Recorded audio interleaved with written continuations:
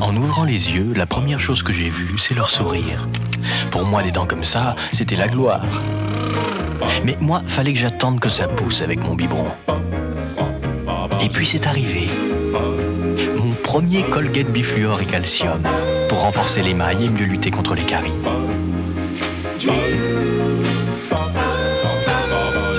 Avec Colgate bifluor et calcium, les bonnes dents, c'est de famille.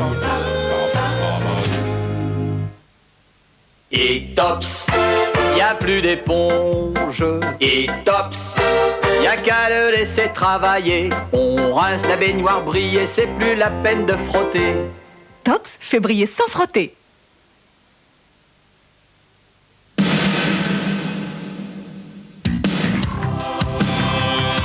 Confort, sécurité, esthétique, technologie.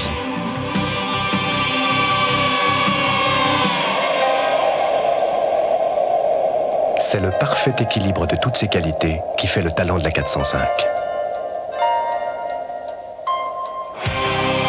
Peugeot 405, un talent fou.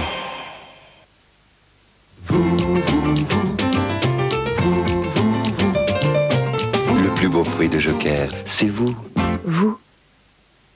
Jumet, rouge. Rouge douceur de Jumet. Le rouge à lèvres de Jumet, il prend soin de mes lèvres. Il est enrichi en vitamine E. Il protège mes lèvres. Il contient un filtre UV. Jumet, rouge. Et la couleur, quelle tenue! Rouge douceur de Jumet. C'est simple, on ne se quitte plus. Rouge douceur de Jumet. Les lèvres rouges se font lèvres douces. Rouge douceur, le rouge à lèvres de Jumet. Imitation. Faux. Toc. 1 minute. Blancheur. Éclat. Finesse. Ce sont des perles du Nord. J'achète. Perle du Nord, la perle des endives. Dites-moi, puisque vous êtes mon conseiller privé, j'entends parler de placements très rentables. Très rentable, oui. Et avec vos experts, vous me dites pas d'en profiter. Vous voyez cette fleur? Très belle, très fragile aussi. Un coup de froid, hop, terminé. Alors que celles-là, aussi belles, fleuriront toute l'année. Bref, ce qu'on m'a dit n'est pas intéressant. Si, mais aujourd'hui, est-ce que c'est intéressant pour vous? Au Crédit Agricole, nous sommes là pour gérer votre patrimoine dans le sens de votre vie. Crédit Agricole, le bon sens. Non, qu'est-ce que tu ne mijotes encore? On s'occupe de tout, maman. C'est le bagne. Cette verticale, pour elle, Henri se serait plié en 4 tous les dimanches. Henri qui? Henri Kiki. Moi, je sais. C'est plein de gros morceaux de poule, de carottes, de poireaux, de céleri, de vermicelle. C'est de là. Poule au pot. Ami de la famille commençant par un K. Knorr.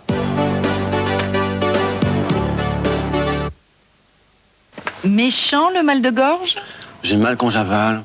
Pour ça, il y a Valda mal de gorge. Pour l'efficacité de ses agents antidouleurs et antibactériens. Valda mal de gorge, ça va déjà mieux. Ce produit est un médicament. Aujourd'hui, il y a mieux que votre huile habituelle. Voici Isio 4, une huile qui associe les qualités de 4 graines complémentaires pour vous aider à vous maintenir en pleine forme. Quel que soit votre âge, quel que soit votre rythme, avec Isio 4, vous rendez tous les jours service à votre corps. Isio 4, merci pour tout. Cet après-midi, Madame Clément reçoit ses petits-enfants.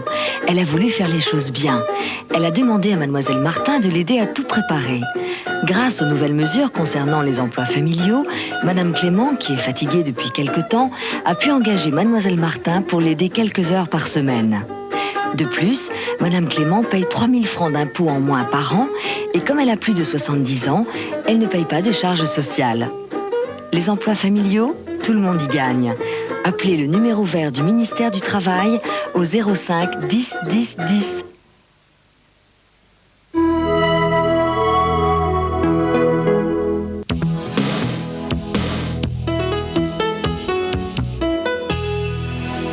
Je suis un assassin, tu sais. J'ai tué ma femme. Ma femme.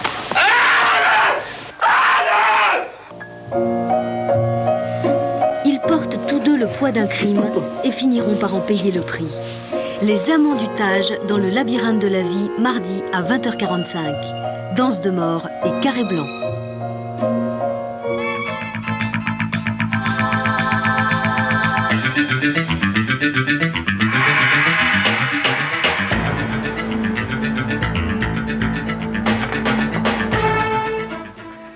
Bonsoir, un Airbus d'Erinter s'est écrasé en début de soirée tout près de Strasbourg. L'information a été donnée par la compagnie, puis confirmée par les autorités.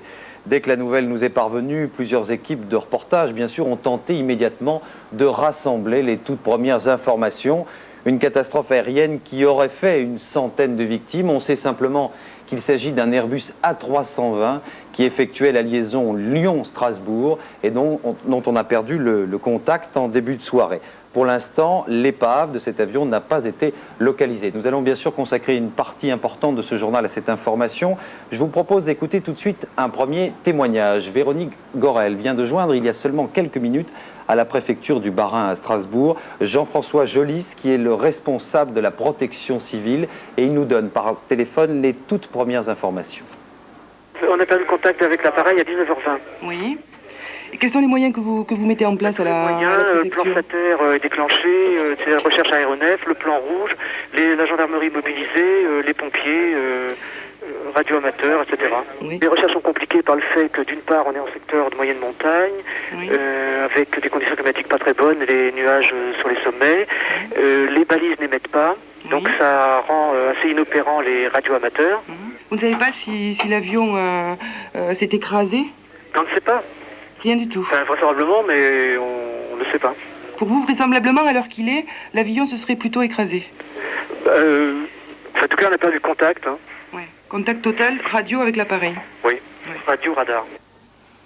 Nous allons rejoindre maintenant en direct de notre station de Strasbourg Jean-François Dolizy. Jean-François, est-ce que nous avons d'autres informations plus récentes, et d'abord sur la localisation de l'épave ou de l'appareil? Alors d'abord, en ce qui concerne la localisation, oui, en ce moment, il y a un périmètre qui se resserre de minute en minute, un périmètre de 2 km autour de la petite commune de Börsch. Ça comprend les communes de Bischofsheim, du Bischenberg et de Rosheim. Alors, une confirmation à ce que vous disiez en ouverture de journal, un témoin qui habite Rosheim aurait entendu un peu avant 20h une violente explosion, ce qui tendrait à prouver effectivement que l'avion s'est écrasé. Alors, peut-être un mot d'explication technique en attendant les premières images tournées à l'aéroport de Strasbourg-Ensheim où attendent les familles, vous vous en doutez. Eh bien, l'avion se trouvait au-dessus du mont Saint-Odile qui culmine à peu près à 900 mètres et il est très exactement dans l'axe à 50 km de la piste de Strasbourg-Ensheim. D'après les spécialistes contactés, l'avion simplement se trouvait trop bas par rapport à ce qu'il aurait dû être. Jean-François, aucun message de l'équipage, il n'a transmis aucune information, il n'a donné aucun signe d'alerte D'après la cellule de crise à la préfecture, d'après le centre de secours qui est établi à Obernai, non. Tout serait normal. Simplement, et vous l'avez peut-être évoqué, les conditions météo. Ici, il fait très froid. À hauteur du mont Saint-Odile, il y a énormément de vent et surtout beaucoup de brouillard, ce qui peut-être serait un début d'explication. C'est ça, donc des conditions météo difficiles ce soir. Quel est maintenant le dispositif mis en place par les autorités? On vient d'annoncer que le plan rouge, je crois, a été déclenché. Un plan rouge. Alors ça comprend plusieurs centaines de personnes. Bien évidemment, les pompiers de la région de Sélestat, la protection civile. En fait, tous les centres, tous les secouristes dans un rayon de 30 km autour de Strasbourg sont en train de converger vers ce périmètre entre Rosheim, Börsch et le Bischenberg. Alors on me fait signe, je ne sais pas si on a les premières images. On va les voir, les images qui ont été tournées il y a quelques minutes à l'aéroport de Strasbourg-Ensheim où attendaient les familles de cet avion. Vous voyez, c'est tout à l'heure. L'aéroport est bien évidemment fermé, les familles sont à l'intérieur. On attend d'autres informations. Cet avion devait atterrir à 19h40 très exactement. Voilà les images qui ont été tournées il y a une dizaine de minutes à peu près. Et vous vous en doutez, sur place, à l'aéroport de Strasbourg-Ensheim, c'est la consternation pour le moment. Bien, Jean-François, nous restons évidemment en direct avec vous. Donc ces premières images qui nous parviennent à l'instant de Strasbourg, premières images de l'aéroport où l'on attendait donc l'arrivée de cet Airbus qui s'est apparemment écrasé quelques minutes seulement avant son atterrissage en début de soirée, puisque son arrivée était prévue à Strasbourg vers 19h30. Je vous propose d'écouter maintenant Un autre témoignage, il s'agit du chef d'escale d'Air Inter de l'aéroport de Lyon, aéroport donc d'où est parti cet Airbus A320. Le décollage était prévu à 18h30. Il s'appelle Bernard Messonnier. Véronique Gorel vient de le joindre également par téléphone et il indique que tout se déroulait normalement jusqu'au décollage de cet appareil. Écoutez. On est parti de Lyon à 18h30. 18h30. Et à cette heure-là, je veux dire, c'est un décollage sans problème. Sans problème, non, du tout. Du tout. Non, mais aucun problème du tout. Non. Vous avez été en contact radio pendant combien de temps avec eux? Il est en contact avec les tours de contrôle, mais quittant Lyon, il quitte rapidement le centre de Lyon, disons. Oui. Alors qu'il est-ce que vous avez contacté les familles? Bien, écoutez, non, pas encore. Les familles essayent de nous contacter, mais il nous est difficile encore de traiter, compte tenu qu'on fait actuellement le recensement de tous les passagers qu'il y avait à bord. Et donc on verra ça en individuel avec chaque famille après. Il y avait 88 adultes, un enfant, un bébé à bord et 6 membres d'équipage. 6 membres d'équipage. 96 personnes en tout. Première réaction maintenant au siège de la compagnie Air Inter, siège qui se trouve juste à côté de l'aéroport d'Orly, sur la zone industrielle. Anne Gouraud vient de nous ramener le premier témoignage donc, sur les réactions ce soir au siège d'Air Inter et les toutes dernières informations que l'on donne ce soir à la compagnie. Ici, au siège social d'Air Inter à Orly, aucune réaction officielle. Pour l'instant, quelques responsables sont revenus. Mais pour l'instant, on préfère parler de disparition, pas question d'accident, pas question avant que l'avion ne soit retrouvé. Pour l'instant, tout le monde est en suspens, tout le monde est au téléphone avec l'aéroport de Strasbourg, mais personne n'en sait plus. Bien, Anne Gouraud qui était donc il y a quelques minutes seulement devant le siège de la compagnie Air Inter à Orly. Alors cette catastrophe aérienne concerne une nouvelle fois un Airbus A320. C'est un avion moderne que l'on a appelé de nouvelle génération, mais c'est un avion qui a connu aussi quelques problèmes, qui avait été contesté lors de sa mise en place, notamment à Air Inter en raison du pilotage à deux. Et c'est un avion qui a connu également déjà plusieurs catastrophes aériennes. Jean-Paul Géroard nous rappelle le dossier de cet Airbus A320. 26 juin 88, la carrière de l'A320 commence mal. À peine quelques semaines après son premier vol commercial, le dernier né d'Airbus s'écrase lors d'un vol de présentation sur l'aéroport de Mulhouse-Apsheim. Cet accident entraînera une polémique venimeuse. Les pilotes, accusés d'avoir pris des risques énormes en remettant les gaz trop tard après un passage à basse altitude, répliquèrent en mettant en cause tour à tour Airbus, Air France et la direction de l'aviation civile. Le 14 février 90, un autre A320 s'écrase à Bangalore, en Inde, provoquant la mort de 90 personnes. Là encore, une vive polémique opposera le constructeur et la compagnie indienne sur la thèse de l'erreur humaine. Pourtant, jusqu'aujourd'hui, la fiabilité de l'appareil n'a jamais été formellement mise en cause dans les enquêtes sur ces deux accidents. Au contraire, l'avion jouit même d'une bonne réputation de fiabilité et de sécurité auprès des équipages qu'il pilote dans le monde entier. Air Inter est un des plus gros utilisateurs d'A320 dans le monde. Elle en possède 28. À cette heure, la compagnie ne possède aucune amorce d'explication sur la disparition de cet appareil. Étant donné la sophistication de cet avion, le plus étonnant est sans doute l'absence totale d'appels ou de signes de détresse. Avec nous maintenant en direct sur ce plateau, Daniel Durandet qui est ici à la rédaction, notre spécialiste de toutes ces questions aéronautiques. Peut-être Daniel, un premier point d'abord sur la notion même de crash. Ce soir, cet appareil n'a plus donné de signe de contact. Il paraît absolument totalement évident maintenant que cet avion s'est donc crashé et il n'a pas donné de signe d'appel. Oui, pratiquement 3 heures maintenant après le dernier message avec la tour de contrôle.